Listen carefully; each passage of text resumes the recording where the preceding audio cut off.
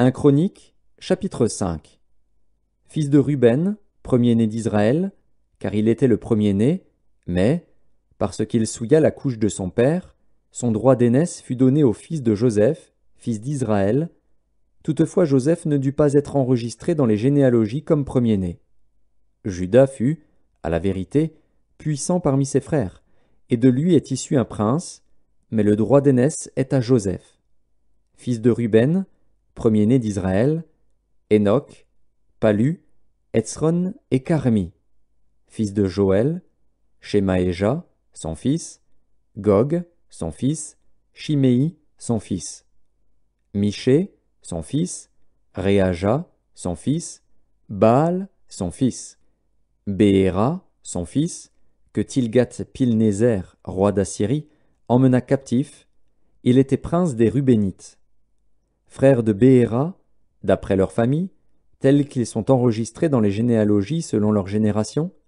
Le premier, Jéhiel, Zacharie, Béla, fils d'Azaz, fils de Shéma, fils de Joël. Béla habitait à Aroer, et jusqu'à Nébo et à Baal-Méon. À l'Orient, il habitait jusqu'à l'entrée du désert depuis le fleuve de l'Euphrate, car leurs troupeaux étaient nombreux dans le pays de Galaad. Du temps de Saül, ils firent la guerre aux Agaréniens, qui tombèrent entre leurs mains. Et ils habitèrent dans leurs tentes, sur tout le côté oriental de Galaad. Les fils de Gad habitaient vis-à-vis d'eux, dans le pays de Basan, jusqu'à Salca. Joël, le premier, Shapham, le second, Jaénaï, et Shaphat, en Basan.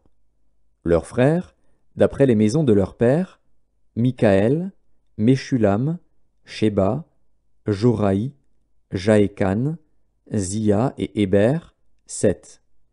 Voici les fils d'Abikaïl, fils de Uri, fils de Jaroar, fils de Galaad, fils de Mikaël, fils de Jeshishaï, fils de Jashdo, fils de Buz. Ashi, fils d'Abdiel, fils de Guni, était chef des maisons de leur père. Ils habitaient en Galaad, en Basan, et dans les villes de leur ressort, et dans toutes les banlieues de Saron jusqu'à leurs extrémités.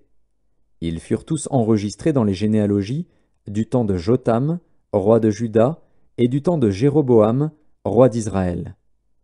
Les fils de Ruben, les Gadites et la demi-tribu de Manassé avaient de vaillants hommes, portant le bouclier et l'épée, tirant de l'arc, et exercés à la guerre, au nombre de 44 760, en état d'aller à l'armée.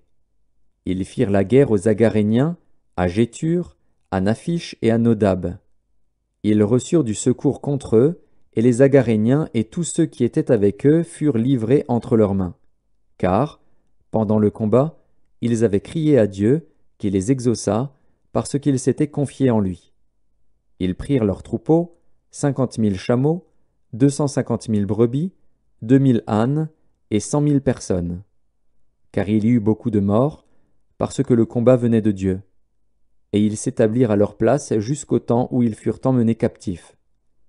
Les fils de la demi-tribu de Manassé habitaient dans le pays, depuis Basan jusqu'à Baal-Hermon et à Sénir, et à la montagne d'Hermon. Ils étaient nombreux. Voici les chefs des maisons de leurs pères: Épher, Jishéi, Éliel, Azriel, Jérémie, Hodavia et Jagdiel, vaillants hommes, gens de renom, chefs des maisons de leurs pères. Mais ils péchèrent contre le Dieu de leur père, et ils se prostituèrent après les dieux des peuples du pays, que Dieu avait détruits devant eux. Le Dieu d'Israël excita l'esprit de Pul, roi d'Assyrie, et l'esprit de Tilgat-Pilnézer, roi d'Assyrie, et Tilgat-Pilnézer emmena captifs les Rubénites, les Gadites et la demi-tribu de Manassé, et il les conduisit à Chalar, à Kabor, à Hara et au fleuve de Gozan, où ils sont demeurés jusqu'à ce jour.